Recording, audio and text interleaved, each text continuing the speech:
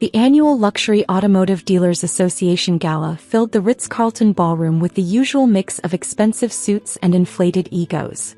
I sat quietly at my corner table watching my father and brother dominate the room, the mighty Prestige Motors empire, 12 dealerships strong. Another record year, Dad boasted to a group of fellow dealers. Nobody moves high-end vehicles like the Harrison family. 3 generations of luxury car excellence. I sipped my water, checking my phone for the notification I knew was coming. My tiny garage had evolved into NextGen Automotive Group, the largest electric and autonomous vehicle technology company in North America. The same company that was about to acquire controlling interest in the luxury automotive distribution network that Prestige Motors depended on. Look who showed up, my brother James smirked, approaching my table. Still fixing rich people's Teslas in that eco-friendly garage of yours, Olivia? My phone buzzed, a message from Marcus, my chief strategy officer. Acquisition complete. You now control 80% of luxury car distribution in North America. Board vote unanimous. The shop's doing well, I replied carefully. We're expanding into new markets. New markets? James laughed, adjusting his Rolex. What, like installing solar panels on Porsches? Though I suppose someone has to cater to the tree huggers. I thought about the past 5 years. While they mocked my focus on electric vehicles and autonomous technology, I'd built NextGen into a $30 billion automotive tech empire. Our innovative approach to vehicle technology had revolutionized how luxury cars were powered, maintained, and upgraded. Actually, I started, but Dad cut in, joining our table. Olivia, why don't you let your brother handle the real automotive business? These people aren't interested in your little electric experiments. My phone buzzed again. Wall Street Journal exclusive confirmed. NextGen's Olivia Harrison, the woman revolutionizing luxury automotive. Also, Prestige Motors supply contracts need renewal next week. The future is traditional luxury, James declared, champagne in hand. Nobody wants their Mercedes running on batteries. Right, Dad? Before Dad could answer, the association's president took the stage. Ladies and gentlemen, before we continue our evening, we have a major announcement. The luxury automotive industry is about to undergo a historic transformation. I stood slowly, straightening my blazer. Please welcome the new CEO of NextGen Automotive Group, which has just acquired majority control of North American luxury vehicle distribution, Ms. Olivia Harrison. James's champagne glass shattered on the marble floor. Dad's face turned ashen. The room fell silent as I walked toward the podium. Thank you, I said, enjoying their shocked expressions. Let's discuss why the future of luxury automotive isn't what you think it is. The Ritz-Carlton's executive conference room crackled with tension as my family practically stumbled in after me, followed by the top executives from every major luxury dealership chain in North America. This is impossible, James kept muttering, frantically scrolling through his phone. NextGen. They're behind the new Tesla charging network, the autonomous driving systems, the battery technology, and about 50 other innovations transforming luxury automotive, I confirmed, taking the head chair at the conference table, the same power position they'd never let me near at family business meetings. Though the interesting part is what we control through our subsidiary companies. Those silly electric experiments you mocked? They're now industry standard.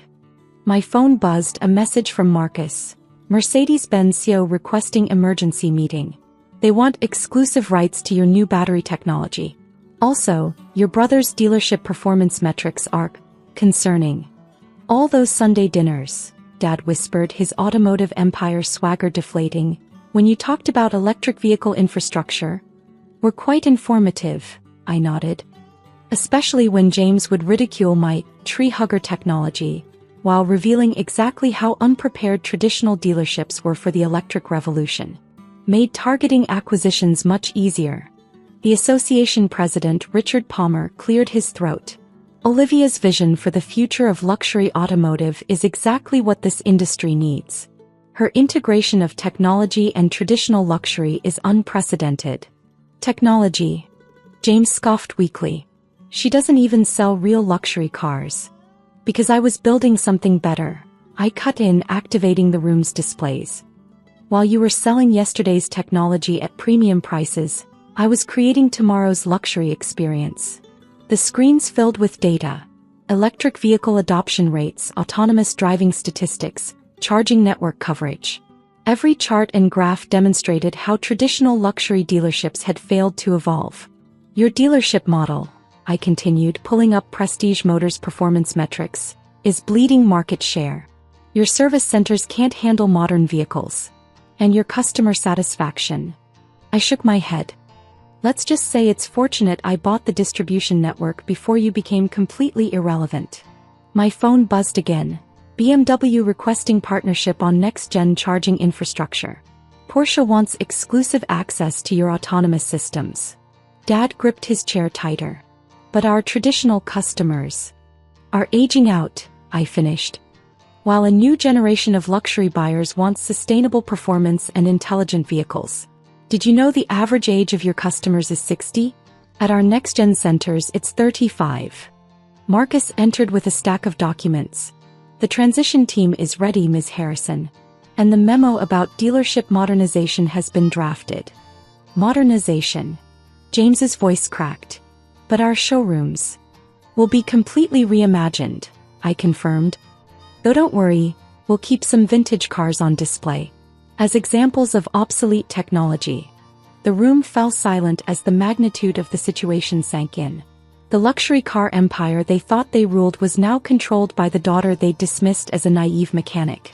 The press conference is in 30 minutes, I noted, checking my watch. Bloomberg is leading with how a small garage owner built a tech empire and transformed luxury automotive. Dad leaned forward, desperation in his eyes. Olivia, we were just trying to protect the family business. By ignoring innovation, by dismissing electric vehicles, by treating automotive luxury like it was still 1990. I stood, walking to the window overlooking the city. How's that working out for your sales numbers? Marcus entered again. Ms. Harrison, the tech integration team needs your sign-off on the new virtual showroom platform. Also, Apple is calling about their autonomous vehicle project. Virtual showrooms? James looked up sharply. But the traditional sales experience is just one way to sell cars, I said. Our virtual centers let customers customize and experience their vehicles in photorealistic detail before ordering. No pushy salesman required.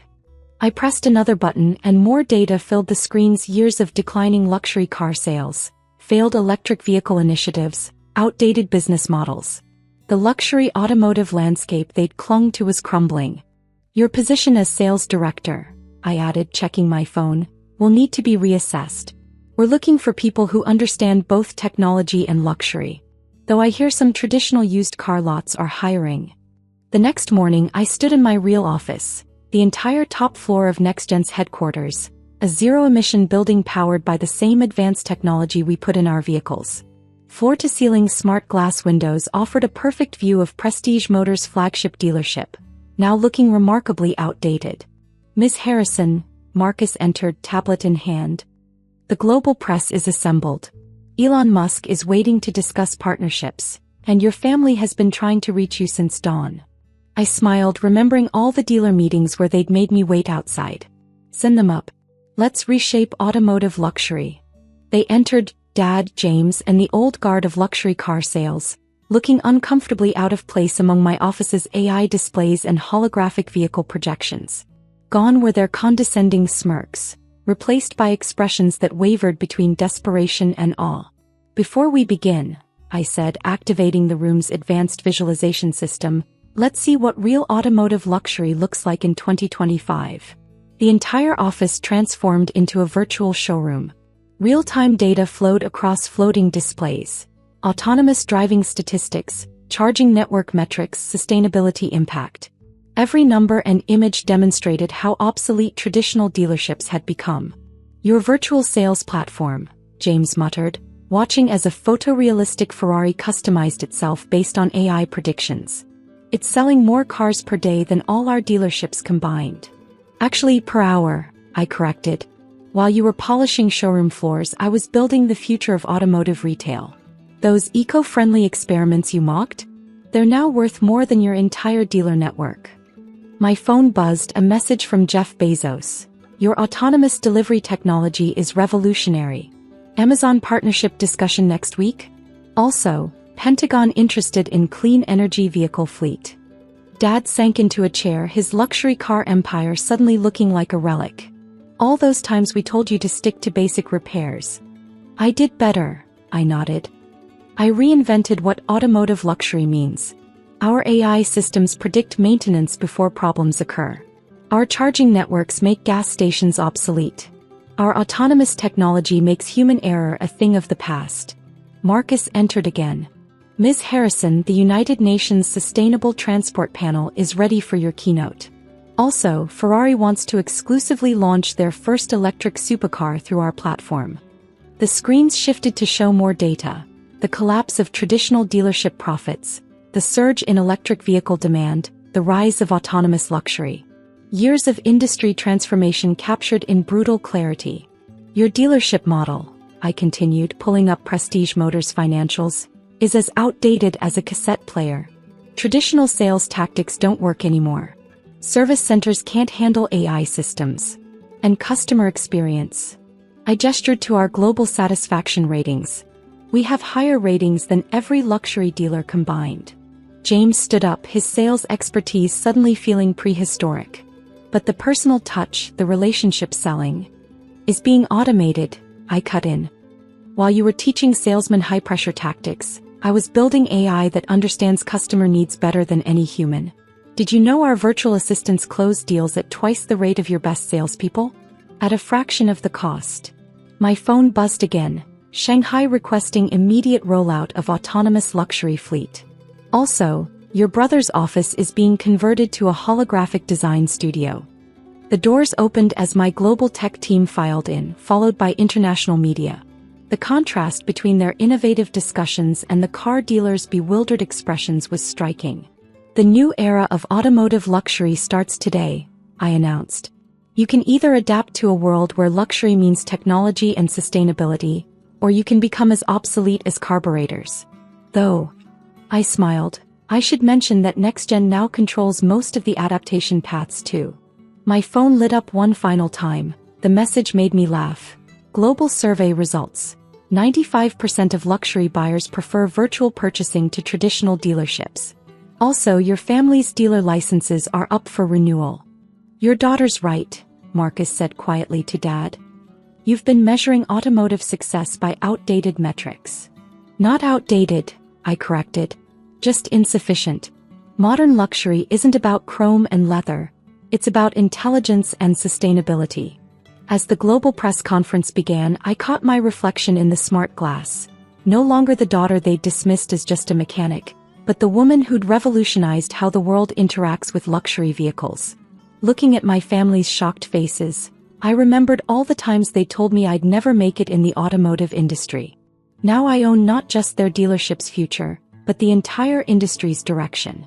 The funny thing about luxury, I said, taking my place at the podium, is that true innovation isn't about preserving the past, it's about inventing the future. Something you might have learned if you'd ever looked past your showroom floors. Sometimes success isn't just about proving people wrong, it's about proving that their entire understanding of success was wrong to begin with. And as I began outlining NextGen's vision for the future of automotive luxury, I knew this was just the beginning of how we would transform not just car sales, but the very way the world experiences transportation itself.